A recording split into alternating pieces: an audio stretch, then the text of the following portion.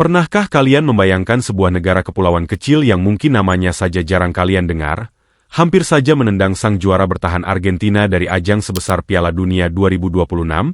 Ya, kita sedang membicarakan laga gila antara Argentina melawan Tanjung Verde yang baru saja terjadi. Tapi tunggu dulu, bukan cuma drama di atas lapangan yang bikin turnamen kali ini terasa di luar nalar. Kalian percaya tidak dengan keberadaan ilmu hitam di era sepak bola modern? Karena usut punya usut, dukun legendaris asal Ghana yang kemarin sukses mengutuk Harry Kane sampai mendadak mandul di fase grup, ternyata juga disebut-sebut membidik target lain. Namun, sihir magis dukun tersebut tampaknya sama sekali tidak berkutik, dan bahkan hancur lebur, saat berhadapan dengan magis murni dari seorang Lionel Messi. Selamat datang kembali di channel ini. Siapkan kopi kalian, duduk yang santai, karena hari ini kita akan membahas habis-habisan tentang update terbaru timnas Argentina, mulai dari keajaiban Messi yang seolah kebal santet, taktik putar otak dari sang pelatih Lionel Scaloni yang bikin jantungan, sampai ujian berat yang sudah menanti mereka di depan mata.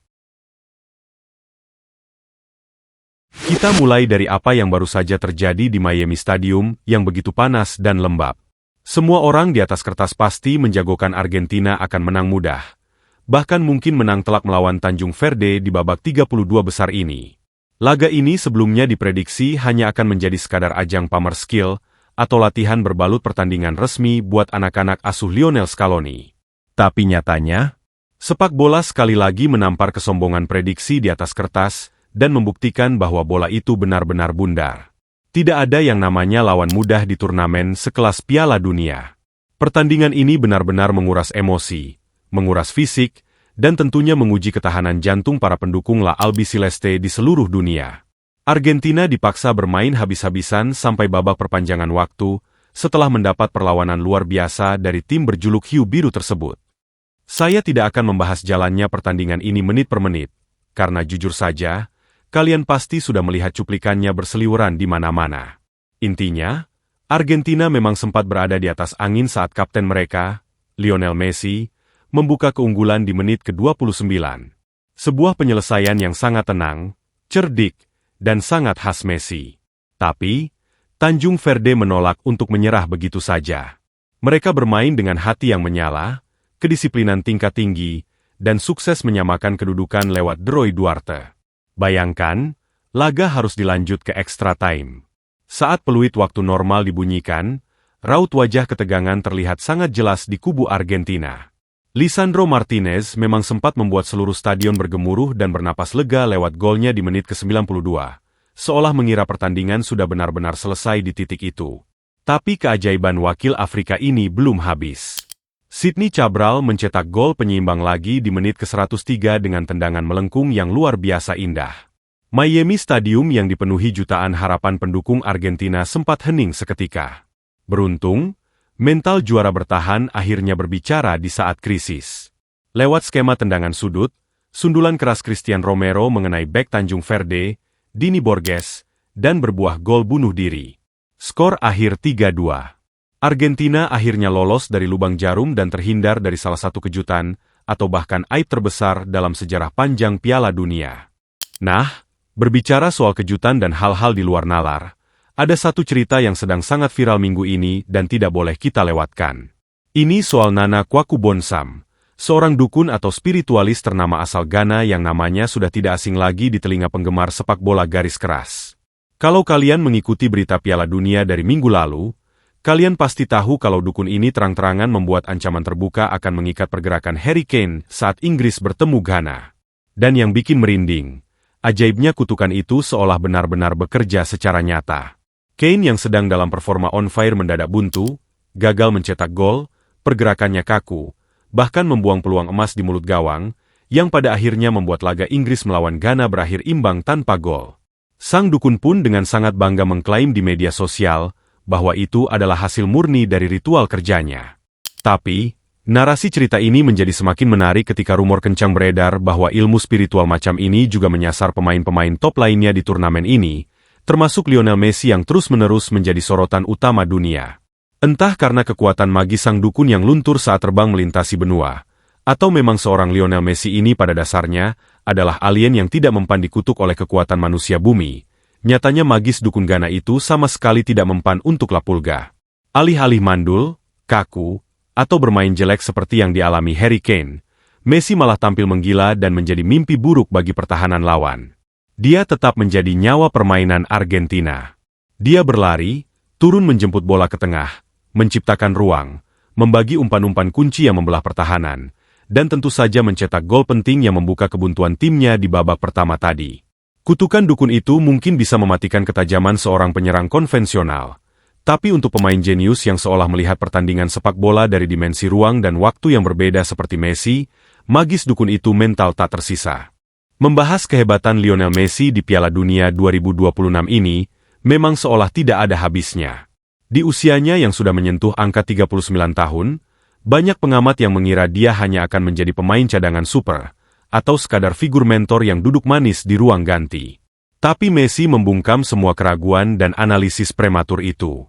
Golnya ke gawang Tanjung Verde kemarin adalah gol ke-20 sepanjang karirnya di ajang Piala Dunia. Ini adalah sebuah rekor gila yang terus dia perpanjang, sekaligus menjauhkan jaraknya dari kejaran Kylian Mbappe dalam daftar top skor sepanjang masa turnamen ini.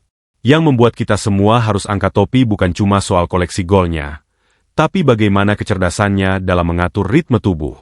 Di tengah cuaca kota Miami yang panasnya minta ampun dan sangat menguras cairan tubuh, Messi tahu persis kapan dia harus menyimpan tenaga dengan berjalan santai, dan kapan dia harus meledak melakukan sprint untuk menghancurkan pertahanan.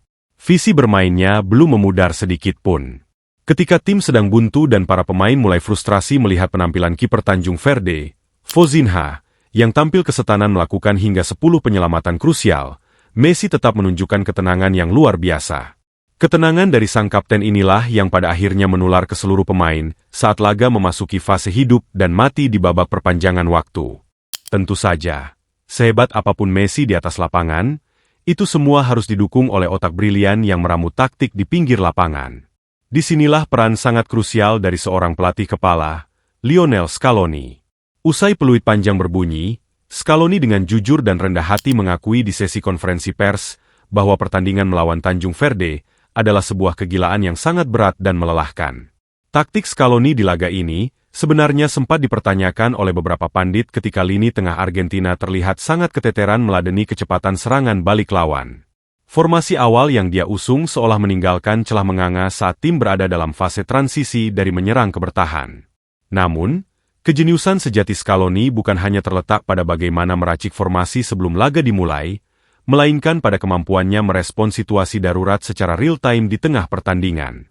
Ketika Tanjung Verde mulai merasa nyaman memegang kendali bola, Scaloni tidak ragu sedikit pun untuk merombak sistemnya. Dia segera memasukkan Paredes dan Tagliafico untuk memberikan tenaga baru, menyeimbangkan lini tengah dan menambah lini belakang yang jelas mulai kehabisan bensin. Scaloni sadar betul bahwa cuaca panas telah memakan korban stamina anak asuhnya. Taktik andalannya ketika laga dipaksa masuk ke babak perpanjangan waktu adalah mengandalkan set piece atau situasi bola mati. Scaloni tahu betul bahwa para penyerangnya sudah terlalu lelah untuk terus memaksakan tusukan dari skema permainan terbuka. Jadi, dia menginstruksikan barisan depan untuk bermain lebih pintar, mencari pelanggaran di area berbahaya, atau sekadar memaksakan tendangan sudut. Dan insting pelatih ini terbukti sangat mematikan. Gol penentu kemenangan Argentina benar-benar lahir dari sebuah skema sepak pojok yang dieksekusi dengan sempurna, memicu kepanikan dan kemelut di kotak penalti yang sukses dituntaskan lewat tekanan mental dari Cristian Romero. Ini menjadi bukti sahih bahwa Scaloni adalah pelatih yang sangat pragmatis. Dia tidak mempedulikan apakah timnya harus bermain cantik, bermain dengan umpan pendek, atau mendominasi penguasaan bola secara mutlak di masa-masa kritis.